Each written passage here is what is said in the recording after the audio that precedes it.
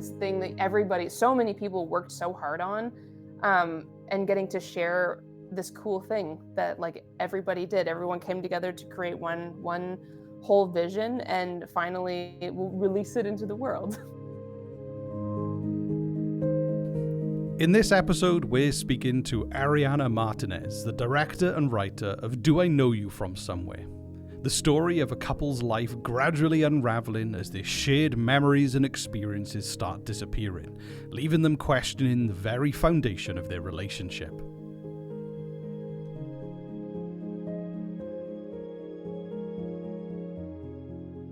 Arianna, welcome to the show. Thank you so much for joining us. We're really excited to talk about Do I Know You From Somewhere?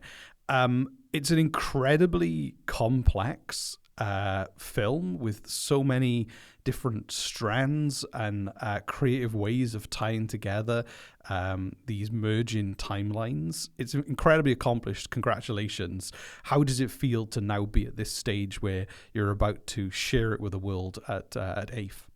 Thank you so much for having me. I'm so excited to chat about the movie. I am so excited and also so scared to have an audience finally see this movie.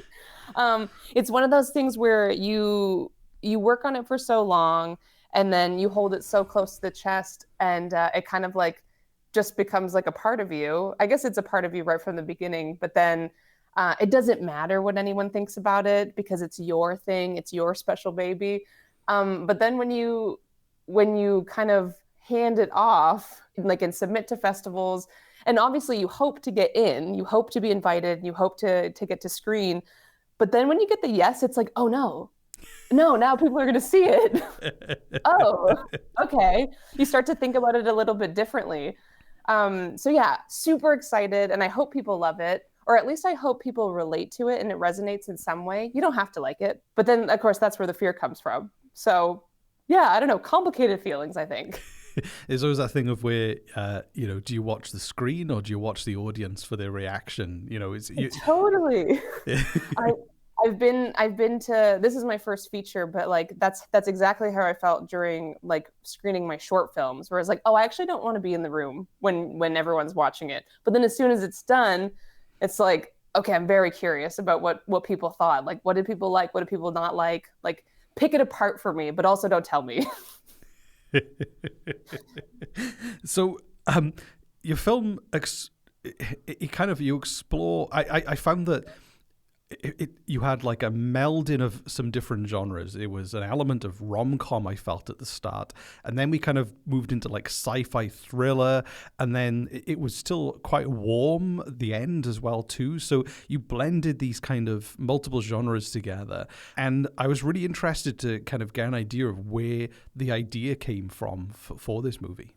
Well, a big inspiration for the blending of genres definitely comes from Korean cinema. I find that those films, they don't align with one thing. They're like, it'll be a super thrilling, suspenseful moment in a movie, and then suddenly like the protagonist is like doing like slapstick comedy, and it works. Like we're so engaged and we're so bought in. So I don't know. I think when Gordon and I were writing it, it was like, it doesn't have to be one thing. Like, people aren't just one thing. So why does this narrative have to be like that? So that's like definitely where the original inspiration comes from. But then also the fact that we're kind of blending timelines together, and like exploring the question of like, what would my life look like if I had made a different choice? It allows you to kind of explore and play with the styles of narrative storytelling as well. So yeah, I love that you noticed that and that you like that, because that's like part of the joy of it, where you're, as an audience, we're hoping that people will watch and be like, hey, wait a minute, I thought that we just experienced a meet cute and now I'm stressed. What's happening here? Oh, we're back to comfortable. Oh, no, we're not. Keep everybody on their toes and not know what's coming next. No, you did a great job with those kind of emotional gear changes of 1 minute you're laughing and then next minute you're going, what the fuck just happened? Where are we Yeah. going? Like, which is brilliant. You kind of, the way you've edited the film and the way it's written and performed and put together really leads, as someone who watched a screener, as a an audience member, I felt like I didn't know where you were taking me, but I was ready for the ride, if you know what I mean. Yeah, I think that's like the best part of the best way to watch a movie, in my opinion, is like when you don't really know that much about it and you don't watch the trailer and you're truly just along for the ride. But it's even better when you do know some stuff and it still like subverts expectations because you're just trusting and along for the ride. I think it's fun. Definitely. Now, like, memories are obviously, they get rewritten and they're kind of elastic. They're not permanent things, and that's something you really explore, is what memories mean to relationships, and that's kind of a fundamental building block of this movie. Did you have like a personal experiences with memories and relationships that you wanted to explore, or was it just a concept that you thought was interesting to kind of delve into? Well, it kind of it what we were trying to explore, and there's like threads of truth in this film, as there is in most films, especially when like it's a writer director situation. You want to have a little bit of yourself in there because that's the joy of the art is the exploration. But yeah, that question of like if you're making these choices in your life and they kind of change what the outcome is, what did you miss out on? And maybe miss out on isn't even the right way to describe it because it's not that one is better than the other, but like at the end of the day, when you're driving through your life, you can't do everything. There's going to be things that you don't get to experience. So the idea of these memories is like we're playing with like what did happen and what didn't happen, and what could have happened. And there are elements of those memories that like are true to like my experience with my co-writer, who is also my husband. So there's that, like it's there's that layer as well. And then like the conversations of like, well, what if we hadn't done this? What would it have looked like? What might this experience have been like? So that's kind of where that idea comes from. It's less about taking like actual memories and more kind of transforming um, them into an answer of like, what if? Yeah.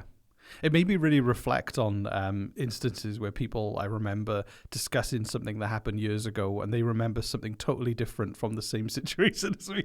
And it kind of definitely kind of opens your mind up into thinking like, well, what is memory exactly? So, Oh, totally. Yeah, like when I love that. Yeah, when you look back on something and you have like you experienced it in one way and maybe it was like a joyful memory, but for somebody else, they're like, that's not that you didn't say that. That didn't happen. Or even like things that are sad in the moment, we tend to laugh at them later. But then things that are happy in the moment, we get sad and nostalgic about them later. So it's even interesting how our emotions change depending on like where we are in our lives and like what we're looking back on. now, how you structured this movie in terms of the scenes and everything, how you've managed to weave something very complex together into a great kind of compelling narrative. So what was that process? Was that in your head? Did you map it out on a wall? How did you kind of like build this out? Because I'm really interested in kind of the way you built this world and this story, I guess. We did map it out on a wall and we had like conspiracy theory strings everywhere, making sure that like, okay, so if this happened to Olive here, like would it have also have happened to her in the other timeline, and like what gets changed based on who she met and who she knows. Yeah, lots of string, lots of post-it notes. But ultimately, like the fun of like when we started writing it and we realized that like having a nonlinear narrative like would be of benefit to this type of storytelling, kind of getting puzzle pieces and then realizing you don't even know, not only do you not know what order they're being given to you, but you don't even know if they're from the same life. Is really fun. And when we realized that was exciting and that was like there was a big payoff at the end. We just like we like went balls to the wall, like had fun with like, okay, what can we show? What can we do? How can each one of these memories or each one of these flash forwards, flashbacks, flash sideways give the audience like another piece of Olive, so that like they're getting a really full sense of who she is, and not just like who she is with one person or the other, but just who she is in general, and how the choices don't define who you are. You decide who you are. So that was a lot of fun to kind of just like go as wild and big as possible, and then rein it in with the string. One thing I really noticed as well was the way you used color in scenes. And there seems some like very purposeful use of color grades and particular shades in particular scenes. And I thought that, we worked really well to really emphasize the feeling or the moment. Tell us a little bit about that kind of process you went through. Yeah, so we were like, obviously that's a conversation that happens like with myself and Lance Blakeney, who was the DOP, and then also myself and the Charisse Lebrun, who was the production designer, trying to figure out how we can, without being handholdy, because you have to always trust your audience to be able to just follow the breadcrumbs you're giving them, but still have like the the visual storytelling without any of the narrative should still hold its own weight. So I still wanted people to like be able to tell like where are we and when are we, or at least subconsciously get a sense of like, oh, I don't know if we're in the same space or the same time or the same like universe anymore, but just having those subtle cues. So like with one, like we chose like warmer colors, lots of like vibrant like yellows, oranges, reds, but the other they were more cool and muted, which are like those are obvious like color contrast. It's like it's basic color theory, but like doing it on a more like a nuanced scale with film, it's those like small choices like really do have like a big impact on a viewer, where they may not even notice that they're registering that change. No, I definitely noticed that. It wasn't just something you did in post. It was something that you seemed to purposefully have engaged with, like very early on in the process, which I thought was interesting because, with the new like technology with color grade and everything, there's so much flexibility and power. But I could really appreciate the fact that this was something you were thinking about very early on. With filmmaking, it's like it's a visual medium, so it's like why don't we want to make the most out of like every inch of the frame. So the color is such a big important part of that. I love production design. I think it's one of the most exciting parts of film. No, definitely. And I think that the way you used props as well, and certain kind of symbolic items was really interesting because, well, I don't want to, I don't want to give any spoilers away because people might listen to this before they get to watch your movie. But it was the way you kind of purposefully inserted these objects that went from being mysterious to kind of so full of meaning, and those objects then solved riddles and clues and kind of tied things together so well. If you're into production design, how long did you spend selecting the right object to kind of have that effect? Because I can imagine there was a lot of weight on getting them right for you, I suppose. Totally. And like you still want them to have special meaning as well. So some of the stuff we got like was handcrafted, like made specifically for the film. You'll know what it is when you see it. And then some of the other stuff was based off of our life, where like family is a big part of the narrative, of the themes in the movie. So there's like a particular object in general that is actually very dear to my son. And so getting to include like a version of that in the film was like kind of magical and like quite symbolic. And I think it's general enough that I think anyone watching it would maybe not even think twice about it, or might be like, oh, I had something like that when I was a child, but maybe not. But for us, it was very special. No, I felt like those objects. I really liked how the relationship as a member of the audience changed from the beginning to the end, where it was when you go, what the hell is that? And then the next, towards the end of the film, you're like, I see, Yeah. and that's something you did really well. Was you were very good at. There was a lot of foreshadowing that you did in terms of using those flashbacks to foreshadow where we were going, in a very subtle ways. So when you were doing your conspiracy string, I imagine. I imagine you spent a lot of time stood in front of that board, kind of standing back and constructing that foreshadowing in that sense. Totally. Every time you leave a crumb, you want to make sure that there's a payoff at the end. I never wanted anybody to watch the movie and be like, "Hey, what about that thing that you showed us or you teased us at the beginning?" So trying to make sure that everything had like a its moment or a meaning without being like, "This is important. Don't forget about this." So trying to walk that line. Yeah, exactly. And one thing I thought was the performers and in the film were really good at going along with the gear changes in terms of 1 minute kind of showing humor and warmth, and then the next minute showing confusion.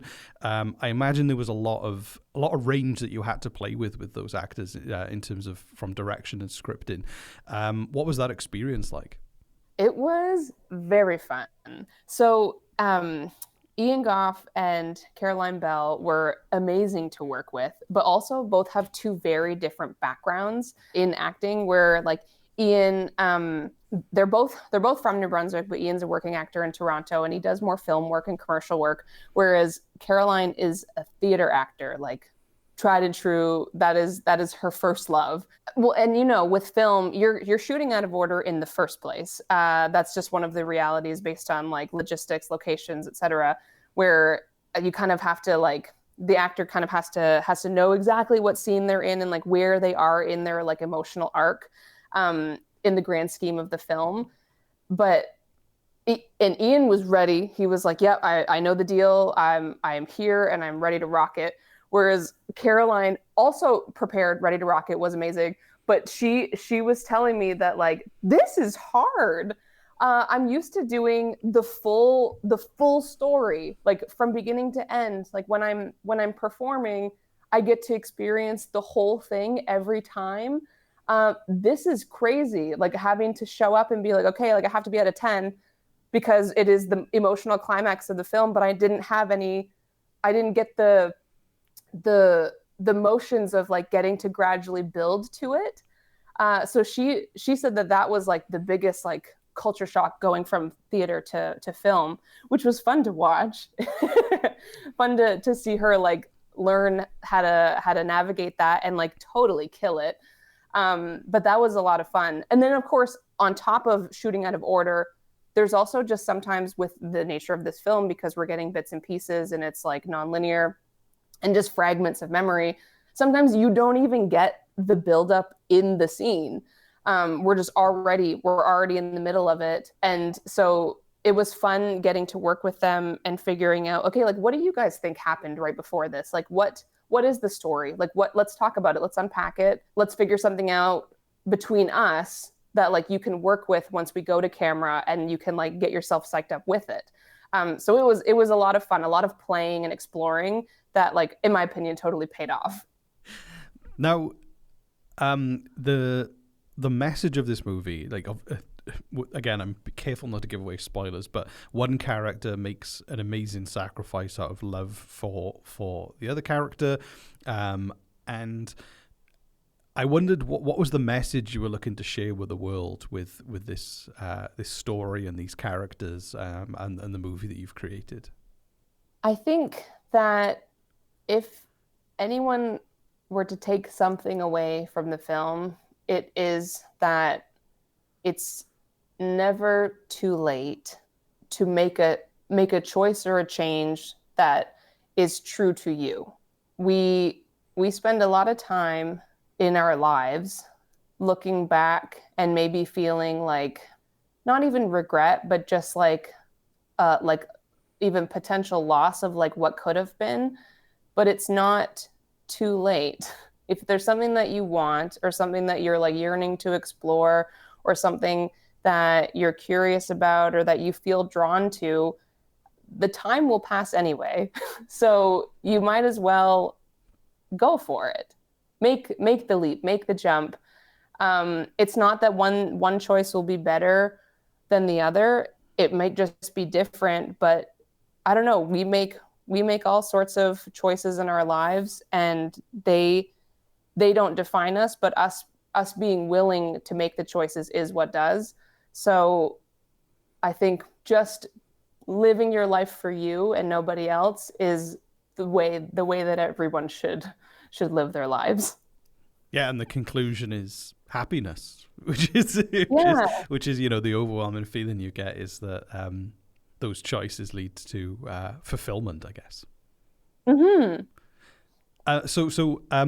How excited are you for the festival? It's obviously coming up very soon. Tell us a little bit about your anticipation and your plans, I suppose, during the festival. I'm super excited. This is a special festival because it's on the East Coast. It's close to home, so like a lot of friends and family are able to go. It's accessible, and it's still like grand and exciting. We're coming like my actors are able to come, and then like folks that were able to work on the movie are also able to come and see it. It's going to be super fun. I think that like I'm excited to see the film like with a big audience and just get to enjoy it in a theater the way it was supposed to be watched. Um, it's going to be, I think, electric is what I'm anticipating is how it's going to feel. Sounds like you're planning like a celebration. Yeah, I think it's worth celebrating. Like you're finally getting to showcase this thing that so many people worked so hard on, and getting to share this cool thing that like everybody did. Everyone came together to create one whole vision and finally release it into the world. And in terms of being around peers in terms of writing and directing and other kind of filmmakers and producers, it's an opportunity to rub shoulders, I guess, too. So, are you excited about kind of networking too? I guess. It'll be cool. I think it's hard making films like on the East Coast. So that's always a fun thing, is meeting other creatives and meeting other filmmakers, and like already having that in common, where it's like, yes, we can do a lot with a little, am I right? It's just the industry's different over here than it is like in Toronto or Vancouver or Montreal. It's not better or worse. It is just wildly different. So it's fun to like talk about that, and like how it influences the work and how it influences the art.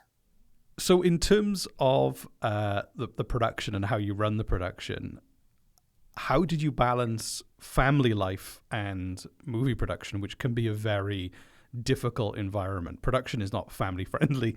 How did you kind of create a workspace where you felt like you could be the best filmmaker and best parent, I guess, that you could? That's a great question. The something that we decided early on in production was that we wanted to value the balance of like creating art and family. At the time, so we shot this last summer in 2023, and at the time, mine and Gordon and I are married. He's the co-writer and producer. Have a son together, and he was 2. And it felt crazy to me to be to think to go to camera and be away from him for like a month and not see him at all. And Lance, like the other producer and the DOP, also has a family of his own. So it was, and then also every crew member and actor has a family too. So the more we thought about it, we decided to actually extend production to be longer, like more weeks, but shorter days. So we did 8-hour shooting days, so that the whole cast and crew was able to have a life outside of making the film.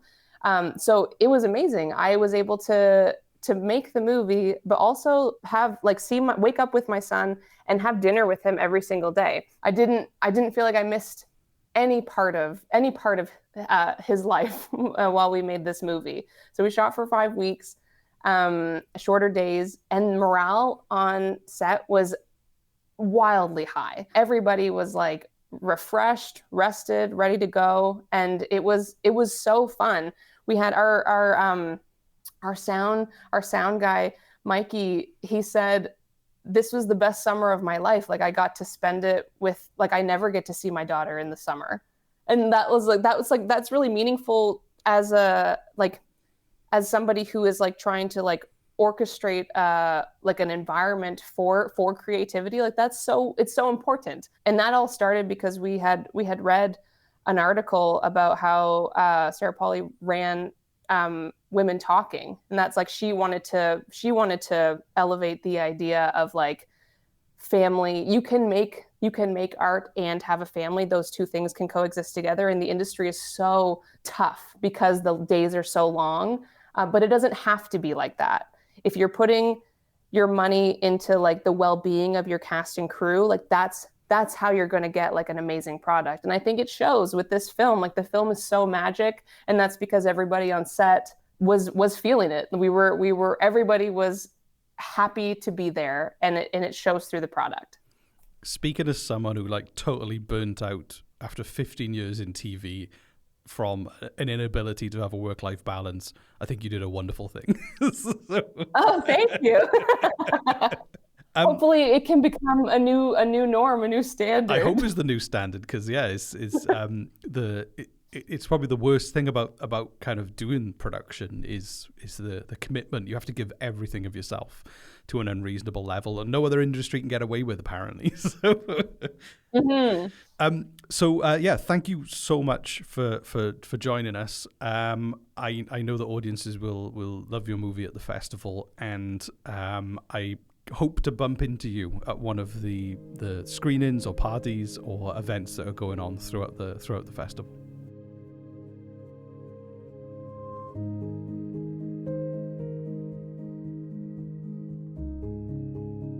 Thank you for listening to the 2024 Atlantic International Film Festival podcast. You can find out more about the events and book tickets by visiting atlanticfilmfestival.ca. I've been Rhys Waters. Now go watch a movie.